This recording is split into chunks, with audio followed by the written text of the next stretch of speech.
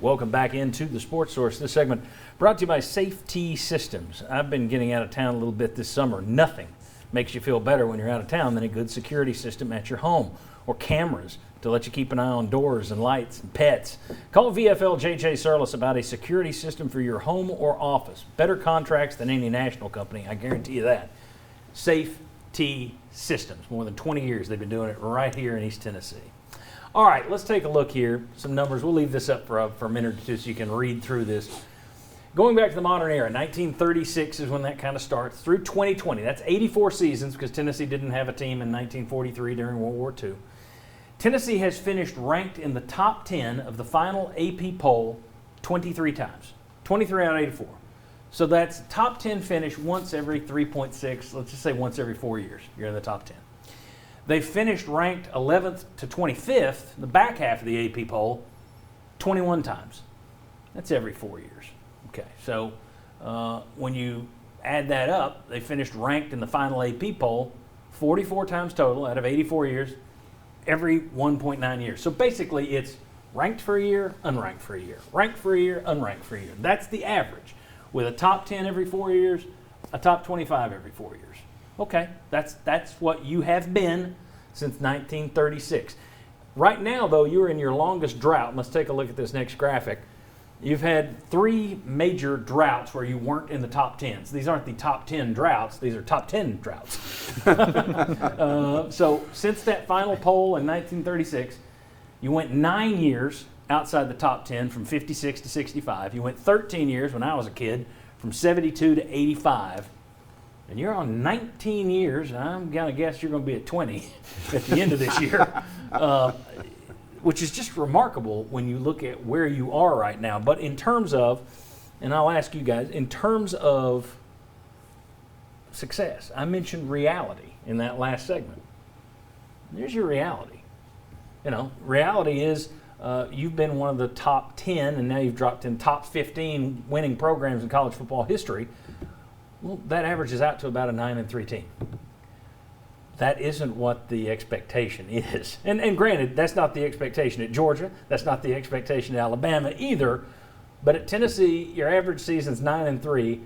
You're ranked every other year. Every other year, you're not even ranked. And you're only ranked in the top 10 one every 4 years. And in terms of SEC championships, that averages out. You've had 13 since 1936, 13 in 84 years. So it's one every 6.5 years. How many people are accepting of that level of reality? I don't think accepted in 2001 or accepted today. I think the number might have grown a little bit since then. But I mean, in my eyes, if you're averaging 9-3, bring it on. Well, and Philip Fulmer would have stayed if he. Yeah. I mean, that's the thing. I mean, if you're saying that in a bad year, gosh, you're 6-6 and you kind of stink. But on those up years, you're playing for 10-2, 11-1. You're in major bowl games again. Bring it on, please. The sooner the better. I'm 60. Have people? Here's the thing, though. Now you weren't competing for major bowl games, but you were. You did have 2 back-to-back top 25s, and the fan base went, "We don't care. Fire this guy." He says, "Build it brick by brick. Top 25. We should be number 1." You know. Oh, great. You lost in overtime to Oklahoma. We should beat Oklahoma. I don't care if they have a future Heisman number 1 draft pick. Do you think that the worm has turned enough at Tennessee now that the fan base would look at this and go, I'll take, as Bob says, you get me an average of 9-3, you never drop lower than 6-6, you get me the occasional ranked team, a title every 6.5 years. Is that good enough at Tennessee? Fans would say yes right now, and then when they get to that point, say no. Yeah, which is a little bit true of everywhere, but sure. But Georgia's in better shape than you are. Right. 2 weeks ago, didn't we talk about the fact that Tennessee's baseball team went 2-done at the World Series? And people were like, well, were they really that good? Yeah. So imagine football with what the expectations would become. In 2016, Tennessee was picked to win the East. I think that was a part of it, that the expectations in the moment had gotten so much higher. And you beat Florida and Georgia, so that of course, was included. Losing to South Carolina and Vandy to scuttling was a huge part of the anger. Yes. But the expectation in the moment had risen so high, so that made the drop even harder. And if that happens again, that makes it... It's my favorite word.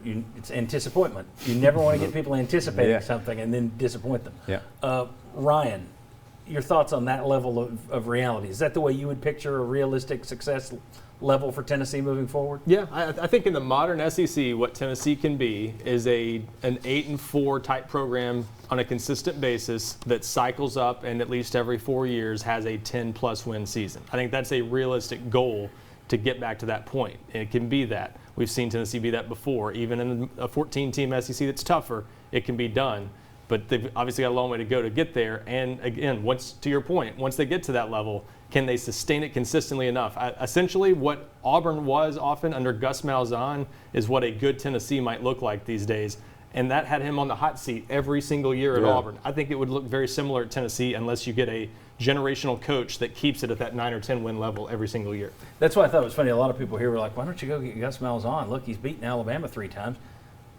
How'd that save him in Auburn? It would be the exact same thing here. Oh, it's the Butch Jones thing. Oh, you beat Alabama, right, and then you lost to Arkansas. You beat Florida and Georgia and lose to Vandy and South Carolina. You don't get credit for wins. You get decapitated for losses.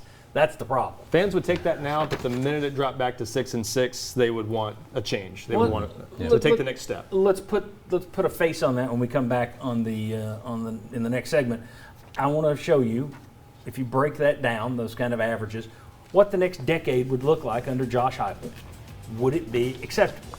We'll discuss. Come on back on the Sports Source.